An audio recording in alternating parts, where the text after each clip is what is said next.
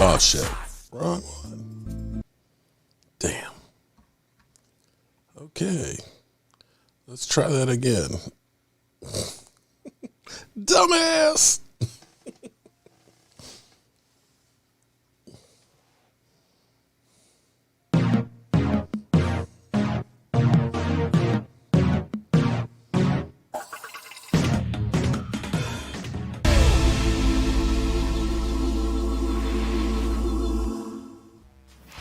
Dallas Cowboys OTAs going down at the Star in Frisco, Texas, before heading out to California in Oxnard. Mike McCarthy going 6-10 in his first season with the Cowboys. Last season improved that to 12-5, including winning the NFC East. The Cowboys will at least try to run that back. They lost the 49ers in the wild card round, though. But as you see in the NFC East, 17 straight seasons without a repeat champ. Wow. The longest such streak by any division in NFL history. Let's welcome in Emory Hunt to talk about the Dallas Cowboys and their outlook right now. They are the favorite to go ahead and win the NFC East, but as we mentioned, there's 17 years of not having back-to-back champs. How easy or tough will it be for the Cowboys to do that? It will be tough, but I do feel like they will be able to do exactly that and repeat as champs. This is a very good football team. When you look at them from top to bottom, their two deep is always stacked with talent, and they have the best quarterback in the division in Dak Prescott. And people have to remember, this is a guy that's coming off of that gruesome ankle injury. He'll be 2 years removed from that. Quiet as kept, he had his best season last year coming off of that injury. So now getting back to what he was prior to that, I feel like being able to get outside the pocket and move a little bit better than he did last season. This team will be one of the better teams in the NFC and are considered, I know people will hate to hear this, Super Bowl favorites because of how good they are on both sides of the ball. Yeah, not a lot of people agree with you. Some will. Cowboys fans will be happy to hear it. Let's talk about if the Cowboys took a step back. Obviously, you don't think so. Dak Prescott agrees with you. No more Amari Cooper, no more Randy Gregory, no more Connor Williams, Cedric Wilson, among others. So Dak Prescott defending his team, saying this to The Athletic. He said, quote, "We know what we have in this locker room and we know what it can be. Talent is one thing, but if you don't fulfill it, it really doesn't mean anything. It doesn't really mean anything. We got young players that just haven't had a chance to make a name for themselves." That's I right. know what this team has, and the men that they have, and the coaches, and the leadership. We definitely didn't take a step back. What are your thoughts on that, Emory? Completely agree, and I'll add some caveats in there. You talk about Connor Williams. Some may have viewed him as a liability, so I feel like they improved in that area with Tyler Smith. They drafted him out of Tulsa. Some people may say La'el Collins leaving is a huge gaping hole on the right side. Well, they had Terrence Steele, who's quietly gotten better every season he's been with the Cowboys. Randy Gregory was a good player, but how often are we talking about whether or not Randy Gregory will be out there on the field? So I feel like that's a wash. Plus, you get Lawrence back up front. You have some more talent you bring in. You sign some defensive ends. You drafted one in Sam Williams out of Ole Miss. So for me, they got better by staying pat and maybe trimming some of the fat off the roster. As long as number 4 is back there under center, he gives them more than enough chances to win games. And I feel like that's the biggest key. As long as he's there and some of the pieces they've added or drafted that have gotten better, they're going to plug and play and move forward. So let me ask you that. What is their best offseason move? Who helps them the most? It's off the radar, but I feel like James Washington was a sneaky underrated move. He was one of the receivers in Pittsburgh that didn't get utilized a lot. He's a straight go ball receiver. He reminds me a lot of what they have on a roster in Michael Gallup, someone that wins off the line initially, is able to stack the defensive back and accelerate to the football. I feel like when you look at him, Gallup coming back from injury, along with CeeDee Lamb, this is going to be a go ball offense. We're going to see these guys work touchdown or check down in the passing game. So I feel like James Washington getting this opportunity to showcase why he is someone that should have gotten the ball a little bit more so in Pittsburgh. CeeDee Lamb, wide receiver 1, he says he's been preparing for this moment his entire life. Of course, recently we heard Jerry Jones talking to the media there in North Texas, saying that he thinks CeeDee is better than Amari Cooper. What do you think CeeDee Lamb's outlook looks like as a clear-cut wide receiver 1? He has gotten better every season statistically. I know he wants to clean up on some things. You talk about 8 drops last year. 6 times Dak Prescott targeted him. They ended up in interception, so he probably wants to clean up a little bit of the consistency in terms of how he's running his routes. But other than that, He can catch the ball. He's a catch and run guy. He does a great job in trying to score the ball once he has it in his hand. So when you look at someone that's young, athletic, eager, and aggressive, all of those things, all of those boxes he's checking, leads me to believe he's going to have a breakout year once again. Almost 1,000 yards as a rookie, had 1,000 yards last year. He may flirt with that 1,200 number this season.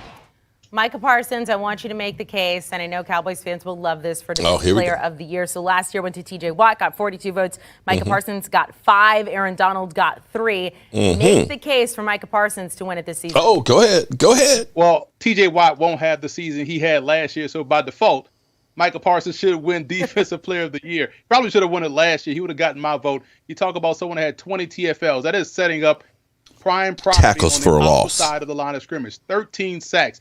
And keep this in mind. This was what he did last year so impressive.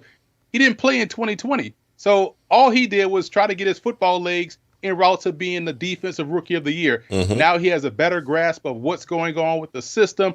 He has a better grasp of NFL speed. He knows the playbook. He understands what has to happen, and he's going to be counted on. He's someone that is embracing the challenge. And I think he's going to smash those numbers he had last season. So, yeah, if he does that, even if he plays like he did last season, he can win it. But I feel like he's going to supersede those numbers and do a great job in winning Defensive Player of the Year. Hopefully I made a case. Dive into that a little more. What makes him so lethal? Because when you look at him, you think, okay, this is an inside linebacker, but it blew everybody's mind last year when he lined him up on the edge and had him rush as a defensive end. He was dipping under offensive tackles and accelerating flat to the quarterback. So when you have someone that can essentially fill 3 roles, an inside backer playing your tackle-to-tackle game, your outside backer being able to cover tight ends and backs and drift in zone coverage and make plays on the ball like he did, or a defensive end that could put his hand in the dirt and get after the quarterback better than some defensive ends that have been doing it their whole football career. So he is a 3-in-1 player, a special talent, and he's just scratching the surface. Okay, so far you're upgrading basically the entire Cowboys team. You're upgrading CeeDee Lamb and Micah Parsons. Let's talk about Trayvon Diggs there. 11 interceptions last season. Can he sustain that same success after the incredible season we saw last year? Seriously. That's a great question, Amanda. And, because I'm such a master of linguistics, here's the thing. Sustain is a tricky word because that means he's going to be able to get 11 interceptions every year. That's a lot of luck. I would say no on that front, but in terms of getting better, absolutely. You talk about someone that has gotten better in terms of playing the football. 14 PBUs as a rookie, 20 last year. I think that number shows you he's getting better in that regard. Where he can improve and really elevate his game is being better in coverage, because a lot of those interceptions, we tend to focus on that. We focus on the pick six. But if you go back and watch the film, you'll see he's giving up a lot of yards and the quarterback's just not going his way. If he can improve in that area and become a true lockdown corner, I think the sky's the limit. He may even flirt with Defensive Player of the Year if he's able to improve in coverage while also being able to get that interception luck that we like to see. Dallas Cowboys are tied with the Commanders for the easiest schedule in the NFL next season. Is there a particular part, if you had to pick one, that's a stretch in their schedule that you're like, this is a little questionable right here, I'm a little nervous, what part would it be? I would say weeks 10 through 13, because you have some NFC Titans in there. And you have one NFC Titan in there in Green Bay. You have a team that's pesky in Minnesota. You also have the Giants thrown in as the fly in the omen, because did he say Titans and he got Vikings and Giants? Who should be a favorite in the AFC South. So that's a game for the Cowboys. They can't lay an egg in that regard. Otherwise, it could either lose home field advantage or find themselves not winning the division. So I think that's going to be the crucial stretch of games for Dallas this season. Emery, we appreciate it. Okay. Well, hello, good people. Mark Holmes here, of course, with my buddy Cowboy Jobu, as well as Joe Bear in the house. And as always, I want to say thank you. Thank you. Thank you. Thank you. Thank you. Thank you. I thank all of you for being here and being part of the Jobu Sports Report. When I say without you, it doesn't work. And that honestly is the truth. Truly. And let me, before I really get into everything, I got to say shout out to the lovely ladies in the place with the style and grace, because I see Miss Hot Sauce herself, Lola.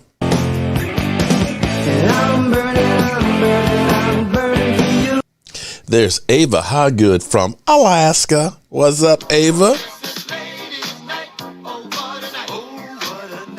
Wait a minute. There's my biatch, VJ. I don't remember asking you a Welcome back, Vijay. Vijay, back. Welcome back. I know Stacy Schubert, Roland's Review. Definitely check out her channel. Is up in here. I saw Joanne Gonzalez. What's up, JoJo? I know. Hold up. I got to go back. I got Gina, Gina Thorne. What's up, Gina? Gina, hopefully you got your piece by now. You should have gotten your artwork by now. I hope, honey. Please tell me you got it, okay? Did I miss any of the lovely ladies in the place? I got to go back further here, double check, because I don't want to. There's Ava, there's Joanne, I got Lola, I got Roland.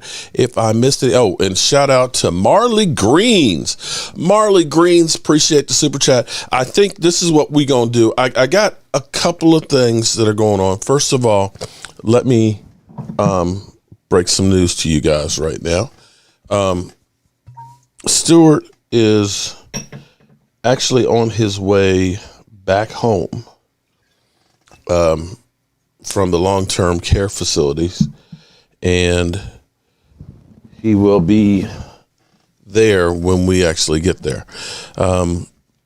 Hospice will be coming in and working with him and things, and as he puts it, he wants to be home with his dog, his cat, and his mom to be able to spend the time that he has together there, and he is truly looking forward to us actually coming down.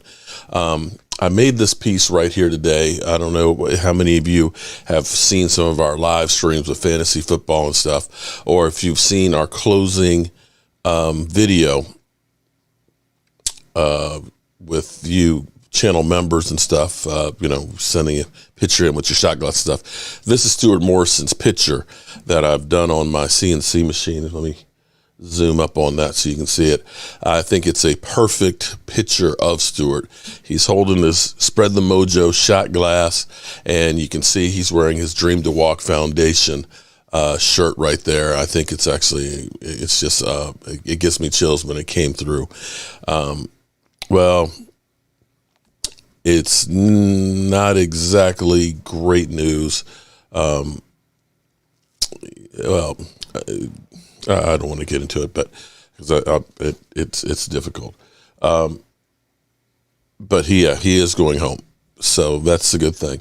So what we're going to do is the super chats that we get, or the GoFundMe's that we get between now and we're going to be going to Texas next Saturday. We'll be there on Sunday afternoon sometime. We're going to be working on Stuart's house all day, every day until we get ready to leave on Friday. And Friday, we're going to be working on doing a tour of the Star. And I can't wait for that. That's going to be amazing to go through and finally get a chance to see the Star. I'm getting everybody who came down and helping us. I see Brian Green's here. We're all going to go do a tour of the Star and stuff and things. So we will be in Dallas looking out for one of our friends. And I tell you, this machine is incredible. The GoFundMe link, Vijay, is actually pinned at the top right there. It's pinned at the top of the comments right there. We've raised $6,400. Shout out to everybody who's been part of that. We've had other people that have donated and helped in other ways and stuff. Some people don't want their information, things that they've done. They don't necessarily want credit for it. They're just doing it out of the kindness of their heart. So I appreciate everybody that's done that and stuff. So we're going to be doing a bunch of different pieces. And see, this is one of them right here. Tell me that's not badass. Tell me, Eagle fans, I'd make you something like this, but you can't have something like this because you only have one ring. Because you only have one ring. See, that is Charles Haley from JMU with not one, not two, not three, not four, but five Super Bowls. 5 Super Bowls right there. That's going to be one of the pieces we'll be giving away. We're going to be giving away a piece like this. And I might do this a daily basis Or I might do something on Sunday where we just give away a whole bunch of these. It's actually easy for me to make them now that I've learned how to do it because it's something I'm loving. I'm loving it. Okay? So we're going to, so anybody that does Super Chats, anybody that goes to GoFundMe, we're going to be giving this stuff away. I'm going to give away at least one a day until we go down to Dallas. And I'll probably make a bunch of them to take with me. So I think it's something different. I'll get different iconic pictures. See, I can't sell these. Because they would be copyrighted. But I can give them away. I can make things and give away. So that's what we're going to do. So, other news before we get into everything. A tragic, sad thing that, of course, happened was we found out about Marion Barber. Definitely rest in peace, Marion Barber. Marion Barber left it all on the field. He literally typified, and I know I mispronounced that, forgive me.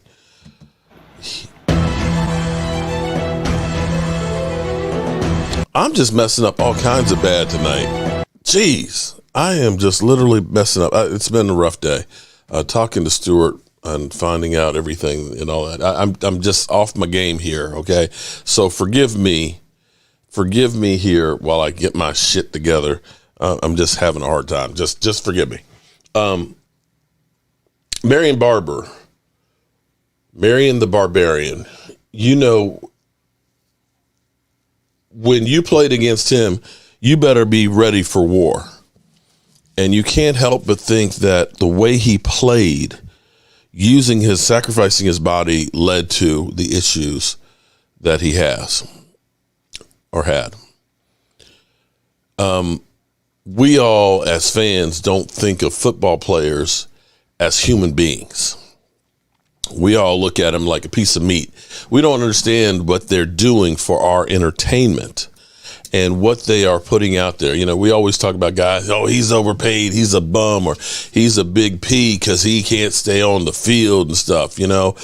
And when you think about snapping your ankle or tearing your ACL or having to have your back fused or, you know, taking painkillers like Chiclets and doing all the things that you do to stay on the field, they're modern day gladiators. And they do this, well, for the money, but also for our entertainment. So this is my tribute to Marion Barber.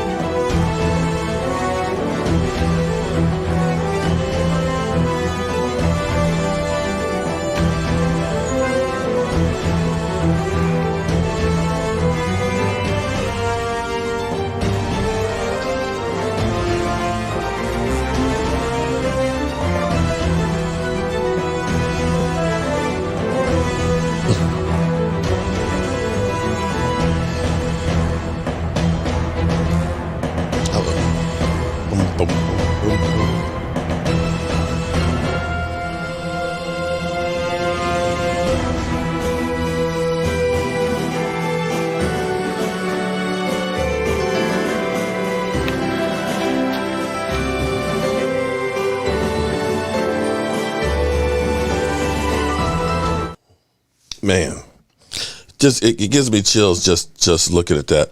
And let me say shout out to Ava Hoggood, who just donated to the GoFundMe. Got your name right there. James Rasmussen. Shout out to you on the super chat and stuff. And this brings me. Actually, let me tell a little story here. Vijay, thank you, Vijay.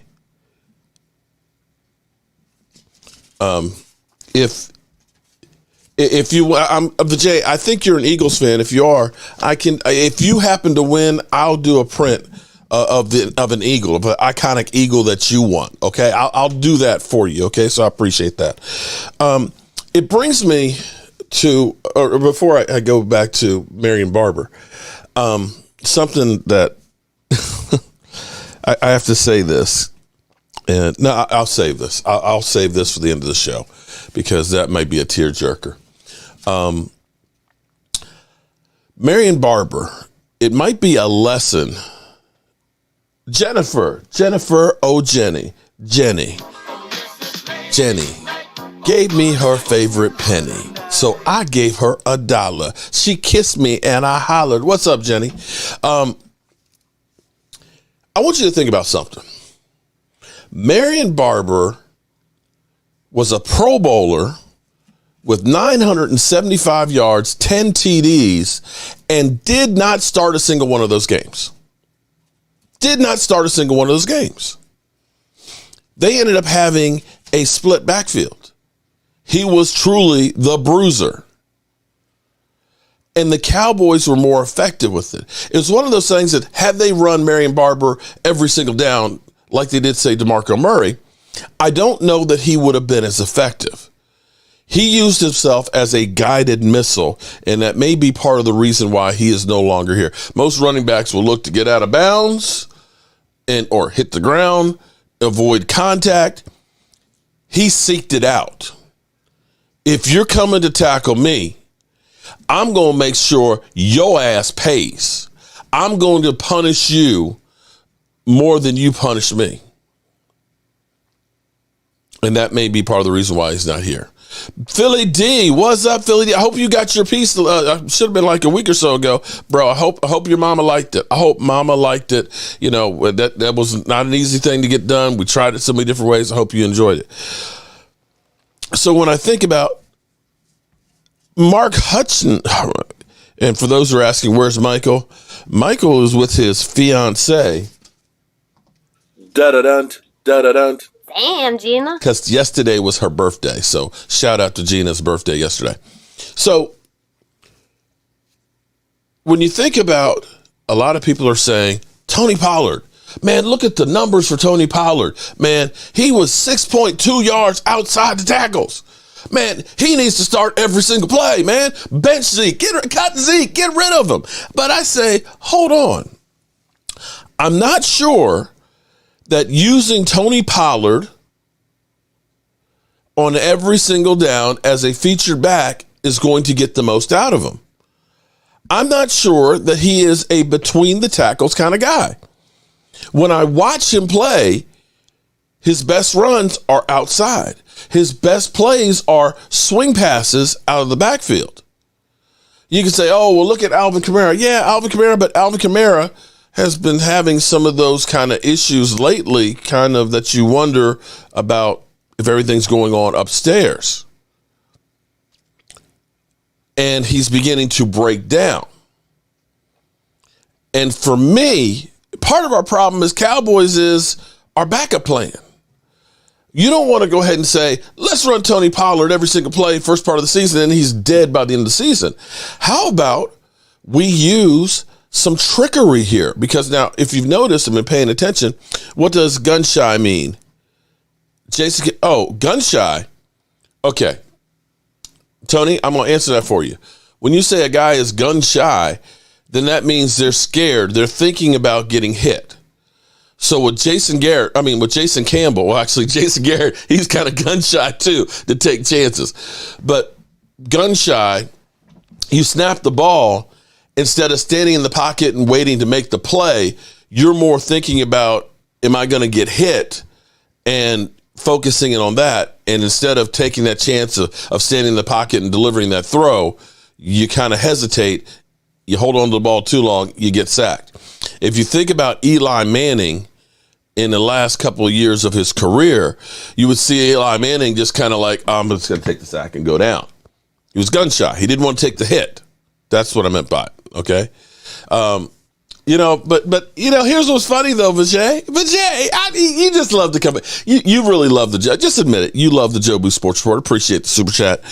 I love y'all saying about, we haven't seen a Super Bowl, in high def. I get it. That's funny and all that. But you know what's funny? How many years was it before you guys had a Super Bowl? And I mean, you can go back. I'll give you your world championships. What was that? 1960? 1960, when there was only 10 teams. 10 teams. That's when you won your last world championship. And then it was 2017. So what was that? 67 years between championships? And you talking about us for 25 years? Really? And how many you got again? Let me point out again. That's Charles Haley with the 1, 2, 3, 4, 5 Super Bowl, 5. Okay? 5 Super Bowl trophies. Okay? When you get your if you get a second one before we get another one, then you know what? I'll give you credit. I'll give you credit, buddy. Okay? But until you do that, until you get more than just one, situation requires is a whole lot more, and you shut your mother ass up. There you go.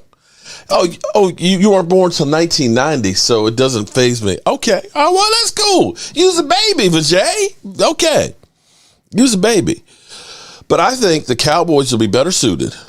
And we're seeing this at least in OTAs from what we've been able to see of Tony Pollard being in the slot. This to me says that Kellen Moore realizes he's got to open up the playbook a little bit and use Tony Pollard like a Deebo Samuels, because we're not getting Deebo Samuels. The 49ers aren't going to let Deebo Samuels out the building. Okay, they're not. And even if they were, we got Catboy, the money miser, going, it's mine, it's all mine, because he's holding on to the cash. He's holding on to the cash. Let's be clear here. Stephen Jones ain't coming off the money. He's just not. So we can't talk about the 60s, but Philadelphia. I just let you talk. I just said you won 3 world championships, okay? 1960. So I said you won the world championship before the Dallas Cowboys were even an organization, when there were 10 teams. And oh, by the way, let me put this out there too. You do know that you guys won 3 world championships. Congratulations. That was great. That was great. You know that the Detroit Lions, I think, won 5, and the Cleveland Doo-Doo Browns won like 8. Just saying. Just saying. The Browns and the Lions were actually won more than you guys. Just in case you didn't know. Tony, I don't know that he's washed up. I'm sitting here thinking, and here's my argument on it.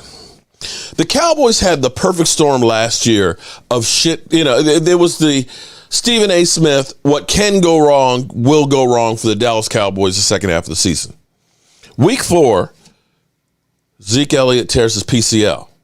But if you go through the first 8 games, 4 of those which he would have played with a tore PCL, he averaged 4.7 yards a carry. That's not exactly washed up. But put on that, after that, your best offensive lineman, Tyron Smith, gets hurt. You take Terrence Steele's playing good on the right side. Now he's got to play on the left. He's not the same. Connor Williams is, the magnet for penalties. Lyle Collins had 9 penalties in 10 games that I don't think he was great. You lost CeeDee Lamb with a concussion. Amari Cooper checked out and had COVID. Tony Pollard had a torn plantar fasciitis.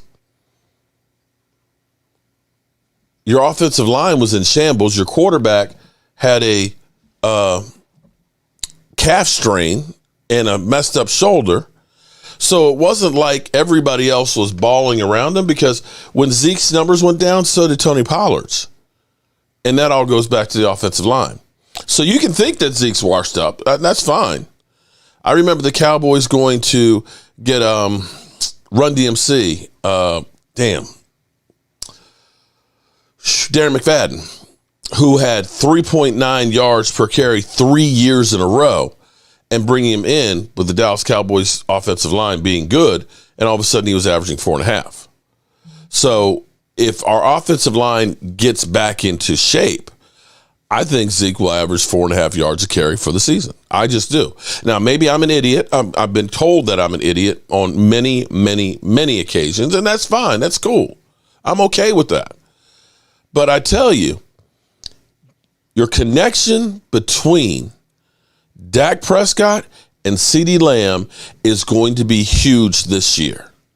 You can call me an idiot. You can call me a liar. You can call me stupid. You can call me fat. You can call me ugly. But I'm telling you that this offseason is the first offseason that CeeDee and Dak Prescott have actually really worked together.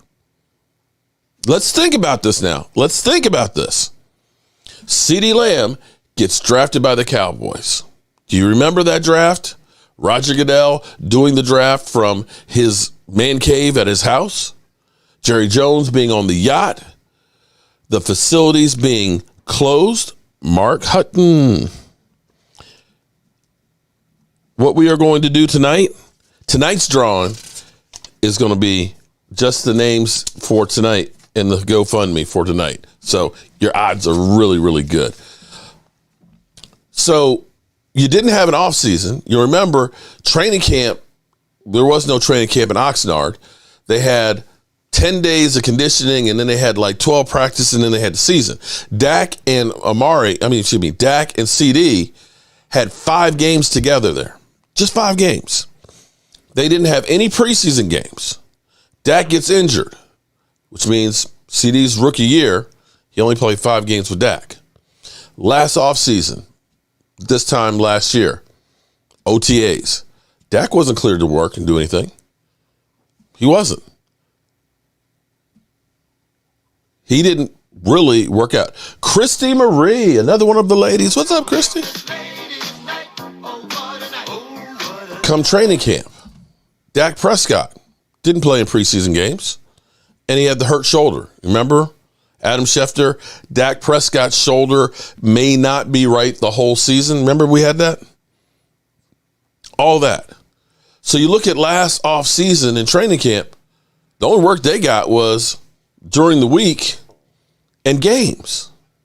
Well, this year, friends, we have them working out together now. We got them in the locker right next to each other. We've got them now getting on the same page. And if you don't think that that makes a difference, I'm sorry, you're wrong. That connection will be able to grow. And now that CeeDee is getting out behind the shadow of Amari Cooper, which if you're drafting a wide receiver in the first round, you want him to be your number one receiver. You don't draft a guy to be a slot receiver in the first round. You just don't. Okay. Alicia, what's up, Alicia Morgan? How you doing?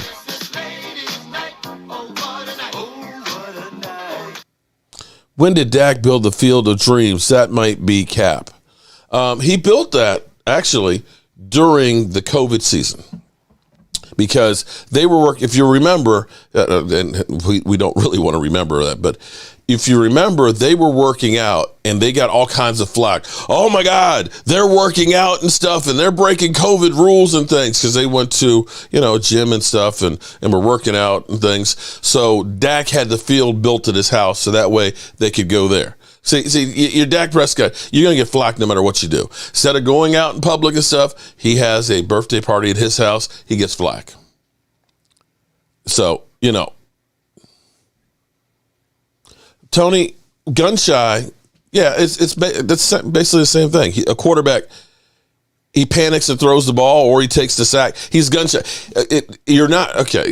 You could say that's the same thing.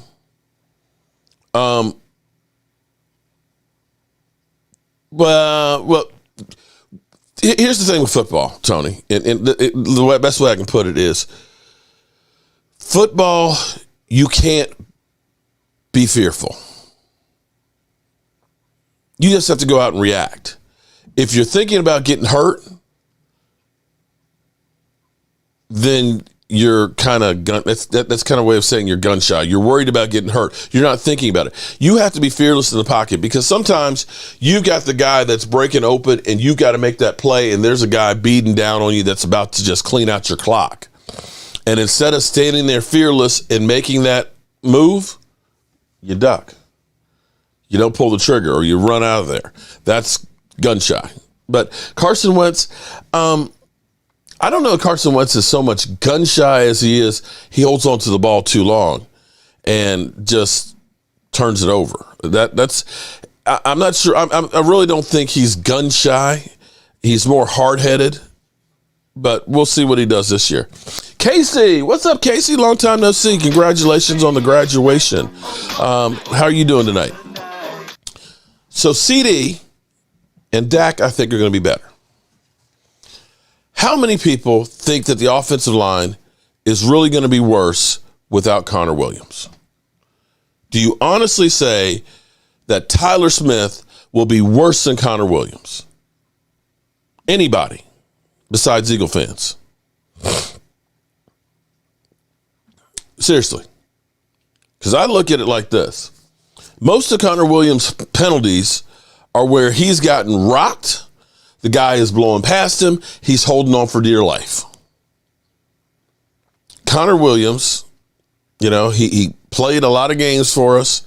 He never really hit the expectations of what you want. And FYI, Miami is actually looking at him to be center. Now, I find that kind of interesting because we tried him out. We tried him out at center some in the preseason, and it wasn't good. It wasn't anywhere close to being good. It was terrible. I mean, terrible with him trying to be a center. But Miami right now, their plans are make him a center, which I find interesting. Mark, I'm starting to believe in the rookie Tyler Smith. Well, Ollie Williams, again, they haven't put the pads on. But you can see the size and the strength that he has. The guy is big. He is strong. He's got a little bit of an edge. And being around a Tyron Smith and a Zach Martin is definitely going to make him better. Now, Tyler Badish is the one I worry about. See, Tyler, his problem is he's got a lot of weight, but he's so tall that he gets rocked. He gets too high. He's supposedly put on some more meat and more muscle. He's getting his man body, his football body on. And so hopefully he'll be better. But if you have a great guard beside you and on each side of you, it makes the center that much better. It will help elevate it. But if you got a bad guard and a center next to you, that's your weakness of defense. And you can see that defenses attack those two players with big guys in the middle to really just bull rush them because that's what you can do. So back to the offensive line. Terrence Steele. I think Terrence Steele actually played great last year. I think Terrence Steele in his third year is going to be even better. So with all the doom and gloom that we're facing, if the Dallas Cowboys offensive line is better, and CeeDee and Dak Prescott get on a page a little bit more because they've worked together, do we still think that the offense is going to take a step back?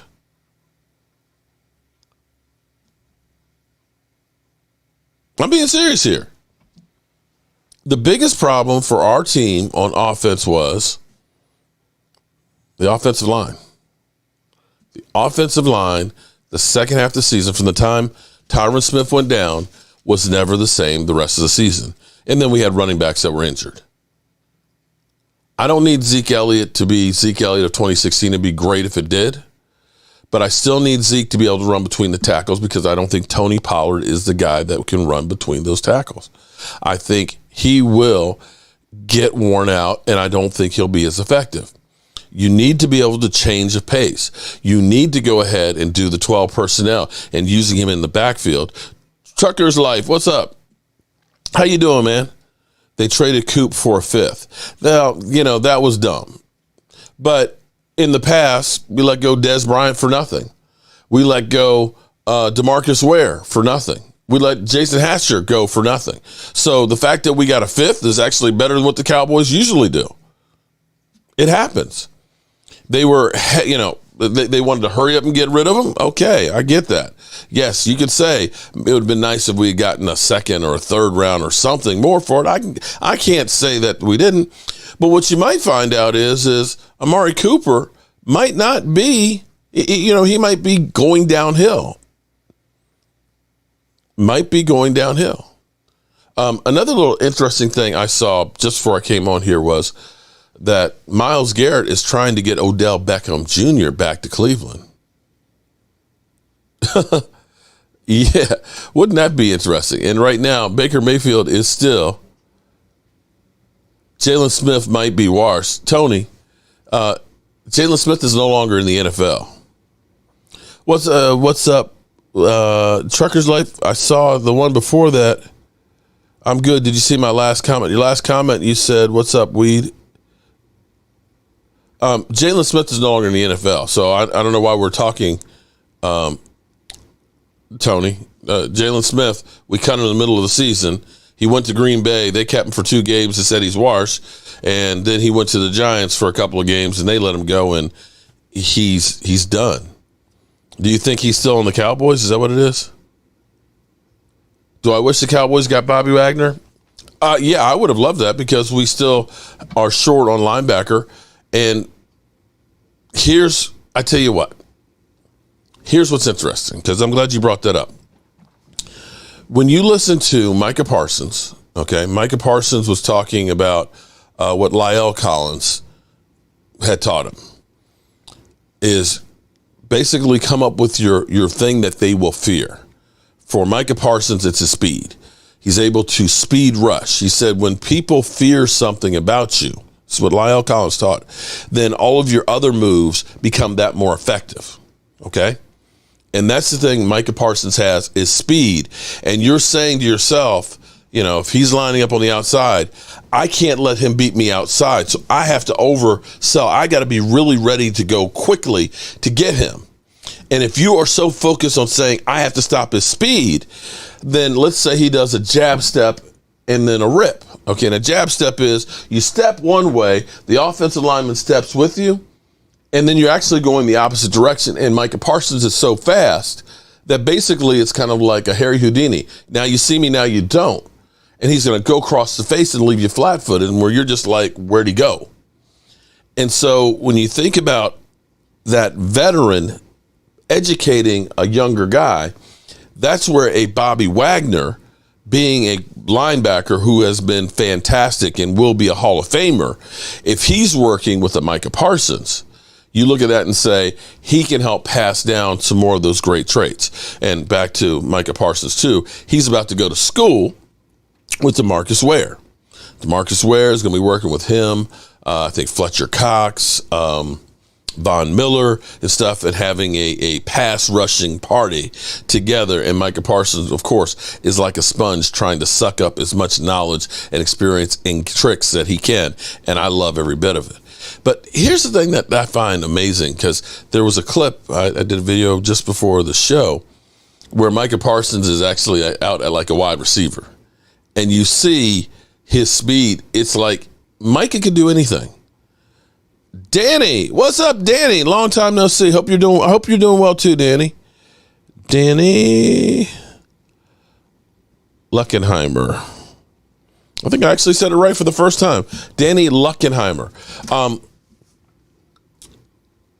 I'm amazed that Nike or somebody has not brought back these ads for Micah Parsons, because you can see him rush the edge.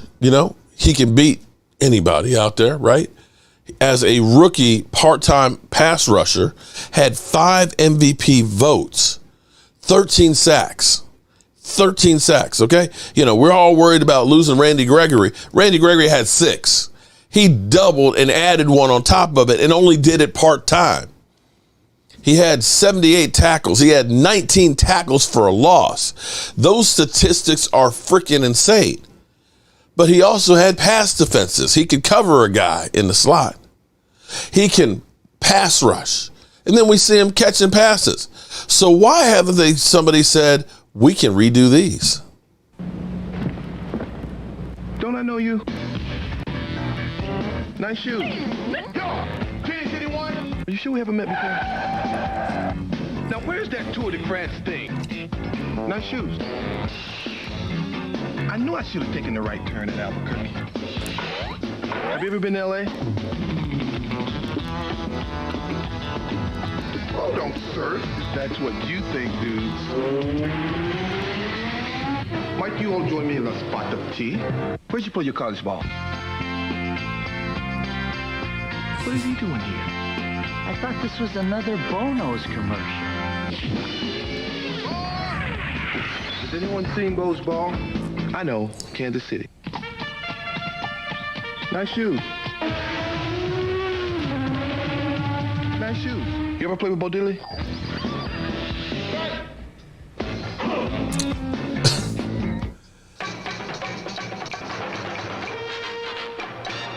Yeah, Bonos. Why haven't we come up with Bonos for Micah Parsons? Seriously. Micah's doing everything. You know what, Brian? It wouldn't surprise me. Could you imagine him carrying the ball? Would you like to tackle him and the speed that he has? What the heck? Even Danny said he's gunshot. Well, you know, maybe, look, I tell you what, I'm happy he's with the Washington Commanders because as we found out yesterday, the Washington Commanders ended Ryan Fitzpatrick's career. Ryan Fitzpatrick's played on some of the worst teams in the NFL, and he couldn't get through one game with the Washington Commanders. I don't have a lot of faith that Carson Wentz is going to be end the season upright for the Commanders. I just don't. Mark will keep you in the know, Casey. Yeah, Casey, I tell you what, Casey, you haven't really missed that much news. I mean, it's all great stuff to talk about. I mean, let me put it in a nutshell. Let's see. Dan Orlowski hates Dak Prescott, believes in, of course, Carson Wentz being a Hall of Fame pedigree guy, even though he's ass. The talking heads believe that the Eagles have done enough to be a Super Bowl contender and that Jalen Hurts is really good. Okay? They also believe that the Giants are much improved and the Dallas Cowboys have taken steps so far back that they're going to be terrible. Although you're getting to the point of the year where that starts to change and they start saying that the Dallas Cowboys are now a Super Bowl favorite and they have so much talent and that they're going to disappoint you. Let's see. What else do we have? Marion Barber, sadly, was found dead at 38 in his house or apartment a couple of days ago. No word on the cause of death.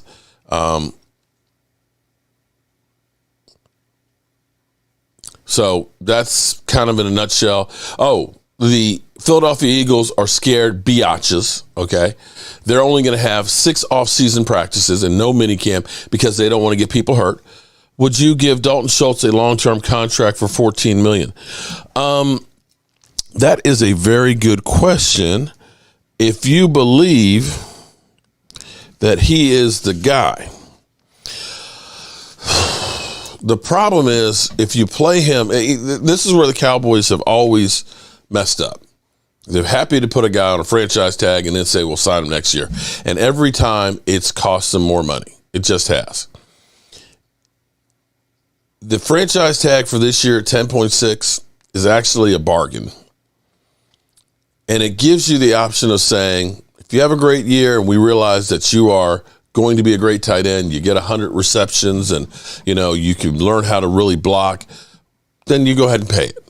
You're going to have more money in 2023 because the salary cap is going to explode because of all the new money. And you can be okay with that. That way you can kind of protect yourself. Because let me give you a great example of signing the big contracts. When DeMarcus Lawrence signed his big contract, $90 million, $105 million. That same year, that same time, Trey Flowers was with New England, okay? New England said, no, we're not giving you a big deal. Go ahead and get yourself, find another team. The Lions signed him for a $90 million contract the same year that DeMarcus Lawrence got his 105. Okay? Trey Flowers right now is still a free agent. He can't get a gig. The Lions paid him a boatload of money. The Eagles got a third-round compensatory pick. Third-round compensatory pick, didn't pay him that money. The first year he had 6 sacks. The next year he was mostly injured. And the other last year, same thing. And so you look at that and they paid a boatload of money to Trey Flowers. They've got dead money on the contract. And right now he can't get a job.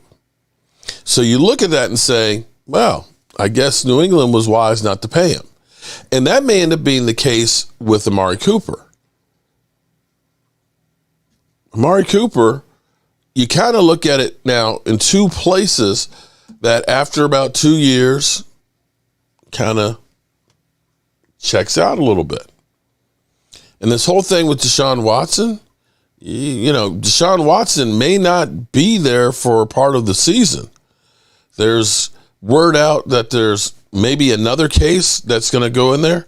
And there's also word out that he actually back in October offered, the attorneys offered $100,000 to each one of the cases to settle and sign a non-disclosure agreement.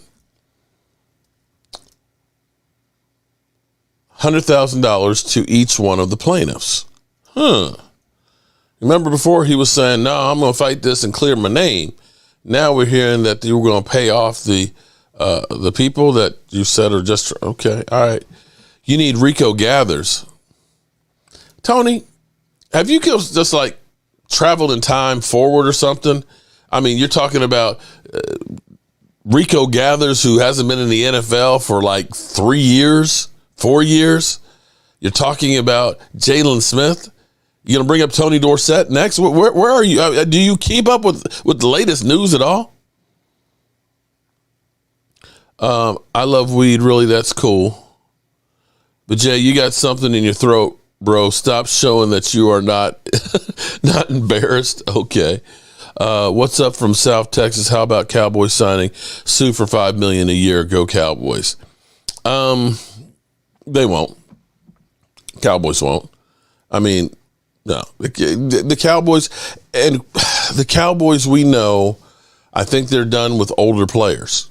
They're not signing any veterans of any age and ilk, and I think Ndamukong Suh is definitely not one that they would be interested in. Did Vijay, oh, you better be careful, Vijay, because the ladies will block you on that one. I thought Rico Gathers was in Tampa. Well, maybe he is, but I don't think so. Let me look on that one. Rico has been out.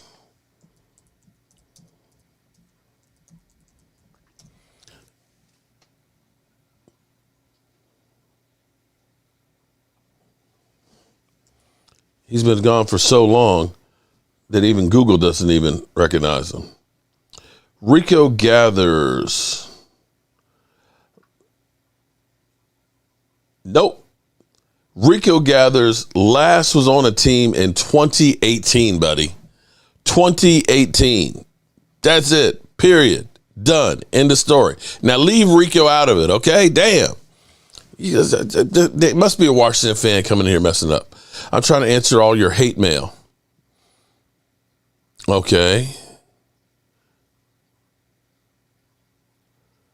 Oh, Alan Williams like, listen, don't come in here pissing off the ladies. See, and I'm going to tell you, if you want to get blocked, don't piss off the ladies. I'm serious. See, that's where you guys from other channels, other teams don't understand how it is to deal with ladies, okay? Don't mess with the ladies because you will get bit slapped. Lola, good call, Mark. Will blow him the F up. Sorry, Pop Holmes. Okay. Lola, all good. Okay, I don't know what happened in there, but I'm going to tell you, Vijay, seriously. Let me explain here. Okay. I am 56 years old. A lot of the people that watch this channel are older people, okay? We're 40s, 50s, 60, some of us 80, some of us 80 mentally like me. And so we're kind of more actually having real conversation. I know younger people in here are,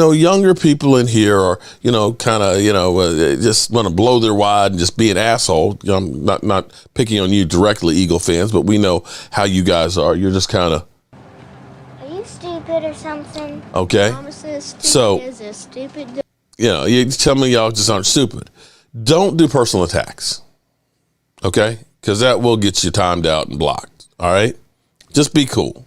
I joke and kid with people and say, and I'll pick out somebody and try and make them my bitch for the night and all that and stuff. But that's all in fun. But don't do personal attacks against people. It's just not cool. Okay? There's enough hate and stuff out there in the world that we don't need to do that here. This should be a place you can come in, have a conversation, joke around, have some fun, and be cool. Okay? I'm so sick and tired of people treating each other like crap and stepping on people and stuff, man. Let's try and be better people, okay? Danny says, I think I'm the youngest person here. I'm 20. And Danny, you're cool people. I know you're an Eagle fan, but you're cool people. You can hang with me anytime. I'm feeling okay about this year going to the Green Bay game. Shout out to you going to the Green Bay game. That's nice. I'm not sure what games I'm going to go to. I know we're going to be going to the Washington game at FedEx Field. In fact, I need to get that stuff together because I have a block of 100 tickets in the same section that we can get tickets for. I need to start getting a list together of people who want to get those tickets and things. And we're going to go there and have a ball. Where was I? You guys messed up my whole flow here on what we were doing. But Micah Parsons is becoming the face of the Dallas Cowboys. He is truly becoming a leader, not only by speaking it, but by showing it and working hard. And he is very, very contagious, where you see a guy who's out there busting his ass, and you look at him and say, well, if Micah, who, is rookie of the year and the first round draft pick, if he's out there busting a hump out there, then I'd better damn sure be out there doing the same thing. And I think that's infectious. It's kind of like Marion Barber. When you saw Marion Barber out there running the way he did, the excitement that he would bring, it literally rallies the troop. Brad, you're a Denver fan? Name one team that haven't taken an L since the perfect Patriots. Okay, I'll wait on your answer. Mark, why did you cut DeMarco Murray? He was one of the best running backs. Well, Tony, you're going way back with stuff. Here's the thing. The Cowboys ran DeMarco Murray into the ground, 1,800 yards, and you see what happens to running backs. Right here, okay? Look, do I need to play it again?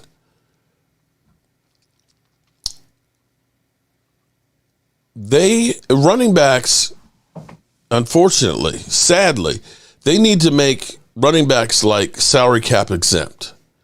Because running backs will get more abuse and have a shortened lifespan than anybody else. Marion Barber didn't teach you anything. Because here's what happened. The Cowboys, they signed Marion Barber to a $45 million contract, 7-year extension, right?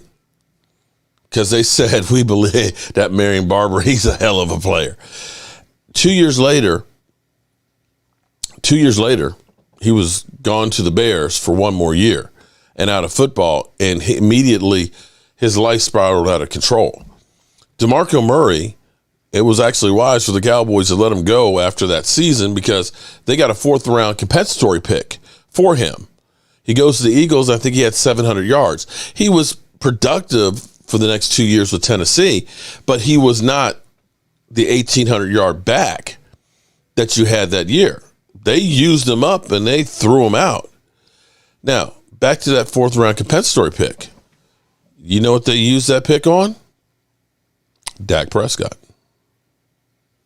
So had they re-signed DeMarco Murray, because you would have re-signed him and paid him a boatload of money, you wouldn't have Dak, and you probably wouldn't have drafted Zeke because you had him.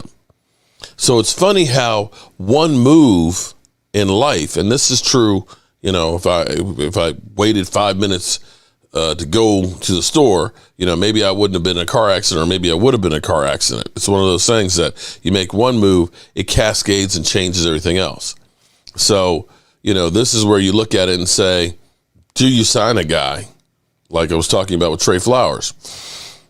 Had New England signed Trey Flowers, he ended up having the career that he was having in Detroit.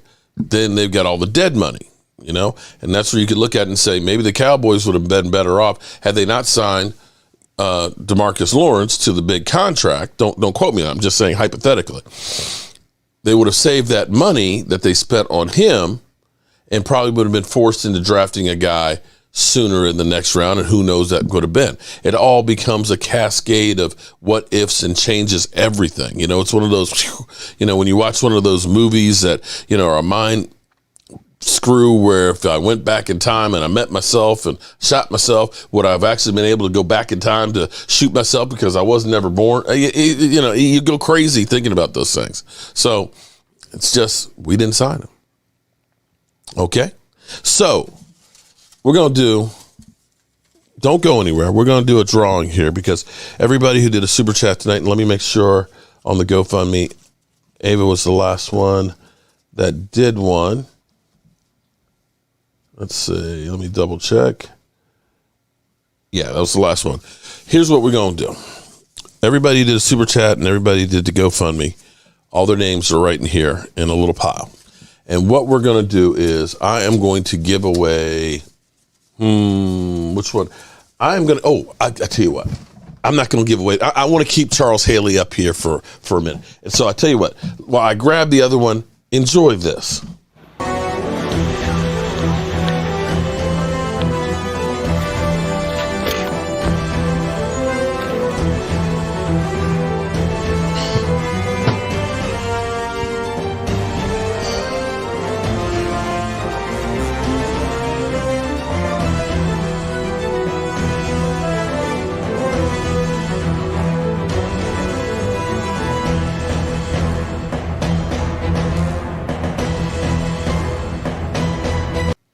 All right, that's weird. So now I'm getting copyrighted music. That hasn't been copyrighted before. Okay, so should I give away this one? Can y'all see that? Look, I tell you what. You tell me which one we should give away. The Hail Mary?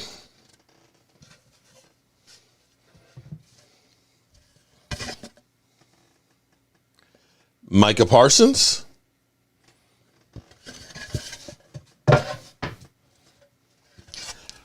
Hurt So Good? Or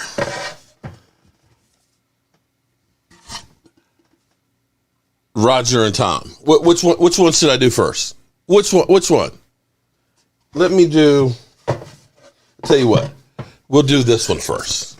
Hurt So Good, all right? So we're going to give this one away too, and I'm going to go ahead and just mix these up. I need to get a bowl for these. Tony, you want it? Okay. Now, if it ends up being Danny, I could send him It Hurts So Good because that would be funny, but I'll do a iconic Eagle one. Okay. All right. So I've mixed them up here and I've got them in my hand. Okay. Okay, this one, Mark Hutton. Mark Hutton, email me cowboysmark94@gmail because this is going to your house. Mark Hutton, shout out to you. Thank you for donating to the cause. And we're going to continue going on here for a while longer. And what we might do, we might give away another one. Y'all want to hang tight for a little longer? You got nowhere else to go? Vijay, you're crying too much. Mark, what made you go from redshirting to we number one? We may still be redshirting. But we also, too, the funny thing is how many times we've heard teams have been loaded, Brad, and they fall on their face. Think about last year where we were right now. Not a tear has split. Okay. When the sunshine hits, those pieces look great. But it's definitely a different look altogether. Philly D, did you like the one of your dad? That picture of your dad, it was really difficult because it's like it was an older picture and the colors don't really pop so much, so it's hard to do it. But I hope that you like it. Last year, think about what everybody said about the Washington football team. Oh, my God, the defense is so loaded. Man, Chase Young is just incredible. Montez Sweat and everything else. That old Ron Rivera, he's got them going the right direction. Ryan Fitzpatrick's going to be great, right? And what happened? What happened? They fell on their face. Ryan Fitzpatrick gets hurt the first game. Now it's the same thing. Oh, the Eagles, man, they got A.J. Brown and, Devontae Smith is going to be great. And, Jalen Hurts, man, he's better than Dak Prescott. It's like the guy had 16 touchdown passes. Had 16. It was nothing to write home about. It was nothing great. But they believe, that team's a juggernaut. I look at it like this. The Rams are still trying to get Aaron Donald to come back. They lost Von Miller. They don't have Odell Beckham. And they probably have a Super Bowl hangover. Does everybody think that automatically the Rams going back to Super? Because this is what we always think.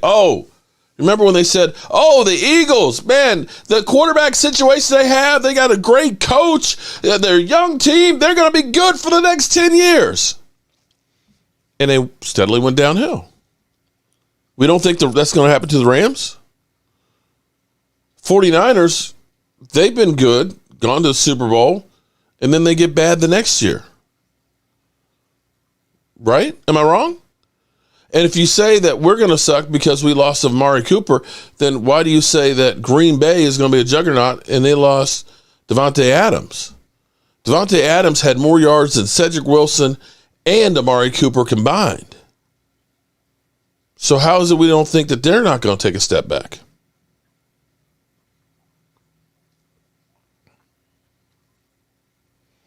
Well, if you do want to get one of these things, just email me and say, hey, I've got a picture that I want you to do. Now, again, these are, Stu's not. Stu you can get because Stu would love for you to get it.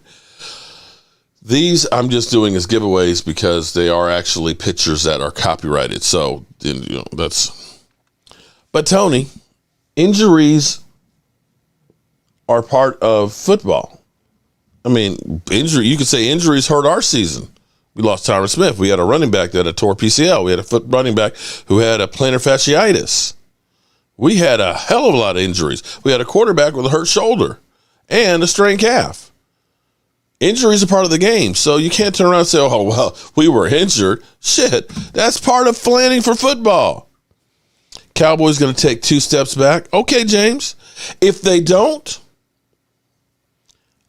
I want to see you here and say I was wrong. I actually think that the Cowboys may be better. I look at Semi Fuco, and Jalen Tolbert. Those 2 guys are some dogs. And I believe actually James Washington, who fell out of favor with the Steelers, might end up playing really, really well for the Cowboys. That's just my whole thing. And I think you got a quarterback who can get them there. If the offensive line comes around, that offense is going to be great. And there's no way in the world that you can believe that the Cowboys defense is going to get worse. You got the same guys that are playing in the system that are young and are hungry. And you've added some good pieces. Sam Williams is going to be a beast.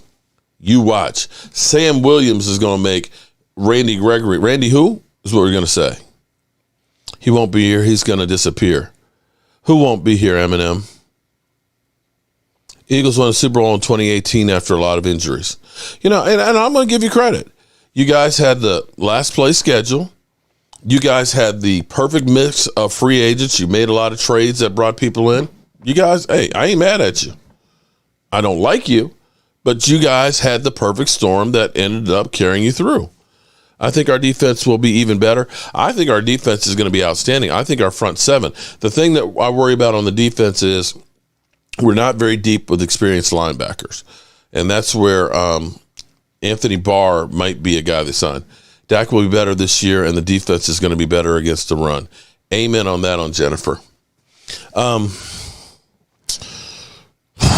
Is I Love Weed still here? Where are you, I Love Weed?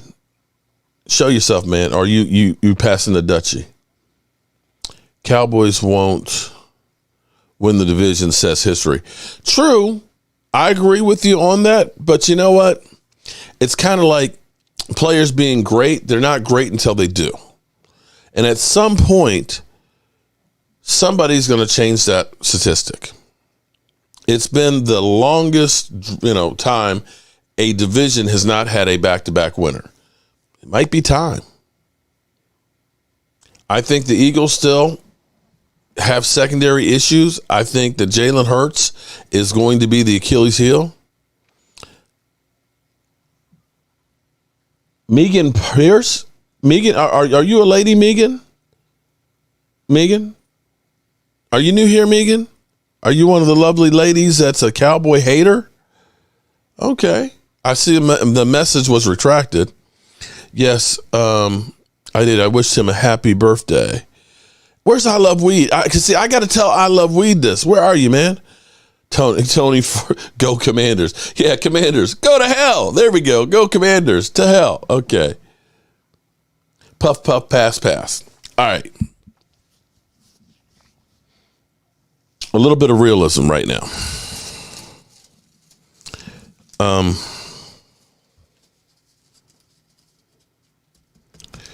Shout out Brian Green. He's right here. Puff, puff, pass, pass. I got to tell you a story. And this is real. This is about as real as it gets. On a daily basis, I've been talking to Stuart. Stuart is, okay, I love weed. There you go. Okay. I love weed. You've heard my stories about weed. You know, I'm not a smoker. Okay. I have partaken a couple of times in my life, but I'm just not one that enjoys weed. I just don't. And I'm not mad at anybody who does, okay? It's just not my thing. Stuart, and I know a lot of you don't care, and I understand that because this is the way the world is these days, is people are callous to others. But I want to try and change the narrative in life. They say, think globally, but act locally. And on a daily basis, I talk to Stuart, and Stuart is not doing good. Stuart has been getting worse and worse. And basically, Stuart's body it's been through a lot. Between the amputation of his foot, the being paralyzed from bed sores, the cancer on the kidney that they don't have answers for, and a multitude. You know what, Megan? I tell you what. Let me say this to you. Bye. I don't need you. Bye, Felicia. Yes, I just blocked you. Okay? I blocked you. You are not welcome here on my channel. Have a good life. Okay? You don't care. I'm glad you don't care. And if you don't care about me having this conversation, then you certainly don't care about what my channel's about. So have a nice day.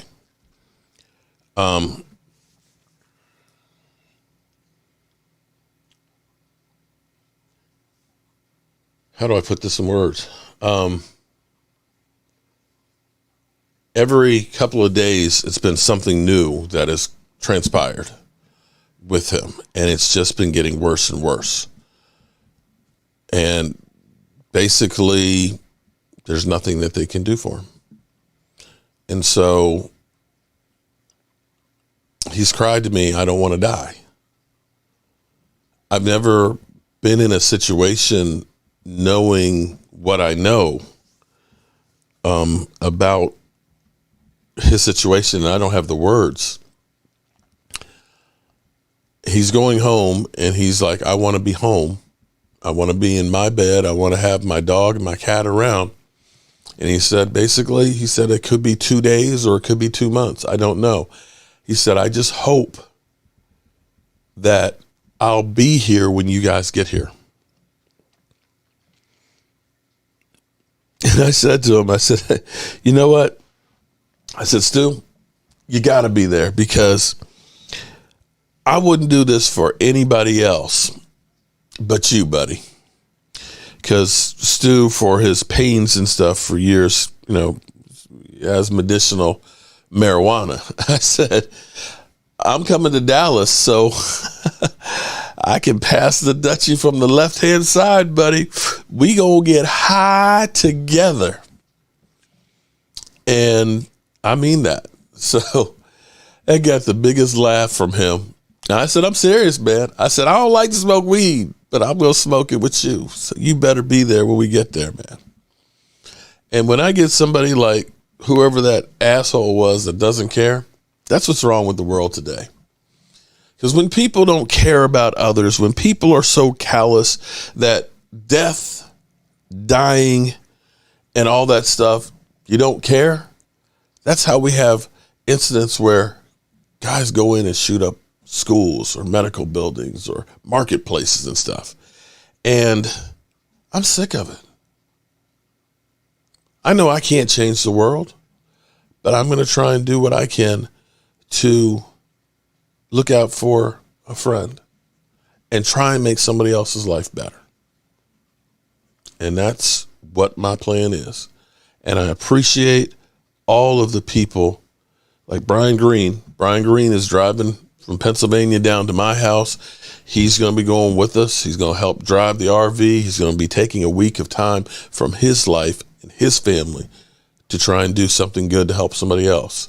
We've got Randy Sykes. Him and his son are going to be driving from Kansas down to meet us there to help fix and do things to help out the house, to help Stuart's mother and make Stuart comfortable. We got Mark Torres, who's from Dallas, who's going to be bringing the barbecue trailer because we're going to have a party there. And see, this is what life is supposed to be about. It's not supposed to be about, if you don't agree with me, screw you. People would rather stomp on you and hate you. That's not what America used to be about. We need to find some compassion.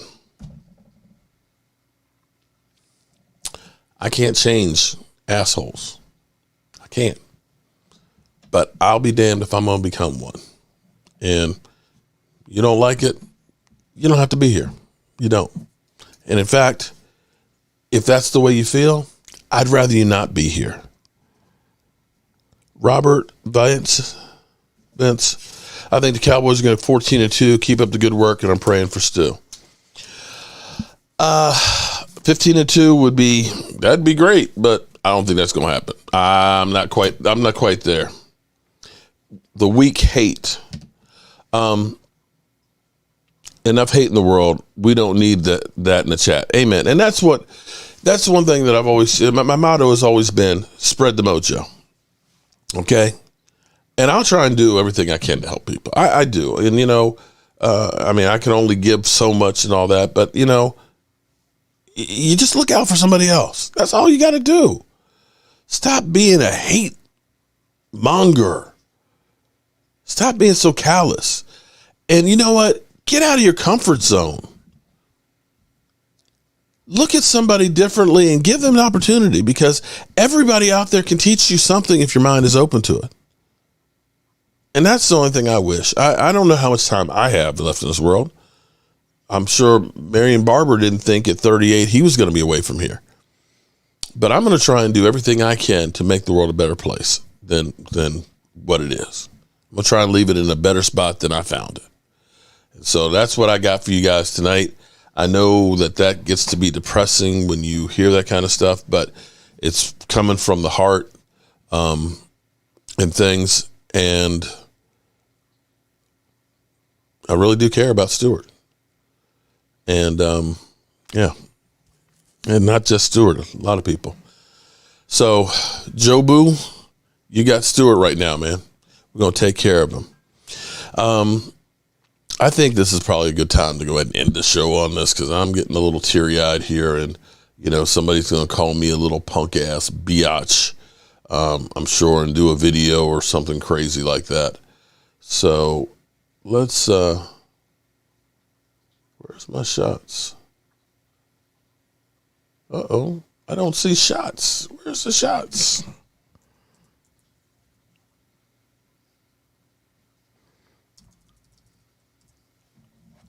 Okay. Boy, I'm just having all kinds of problems tonight. There it is. Okay. Let's get our shots ready. If I can find it.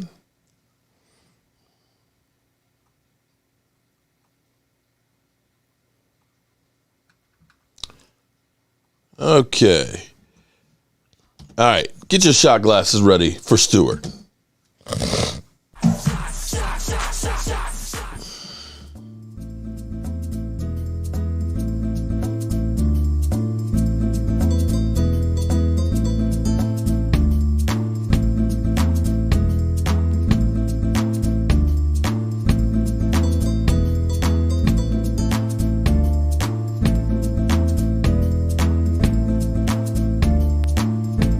Shout out Joseph Hudson.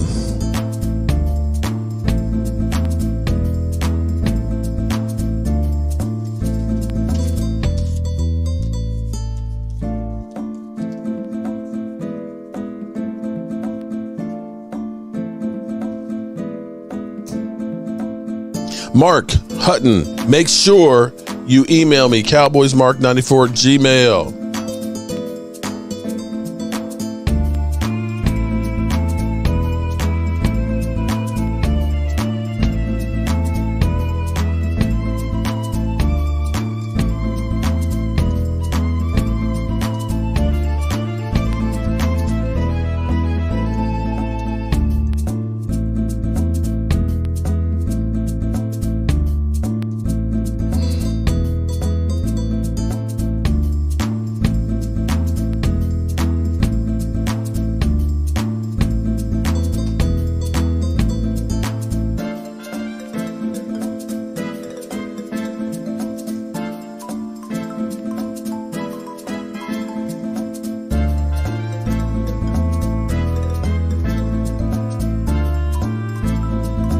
You know it. I love weed.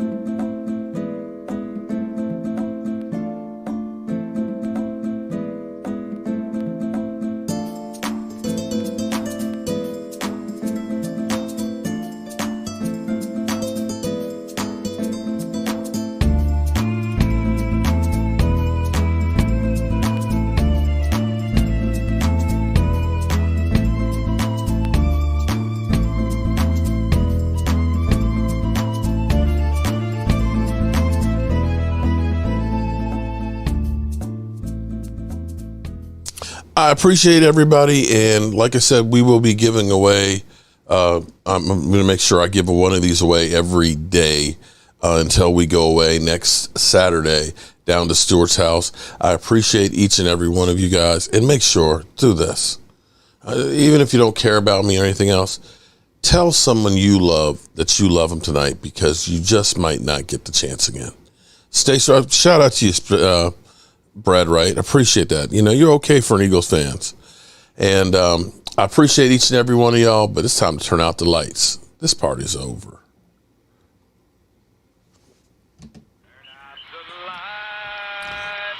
Party's over. They say that all good things must end. Call it a night. The party's over. And tomorrow and next year starts the same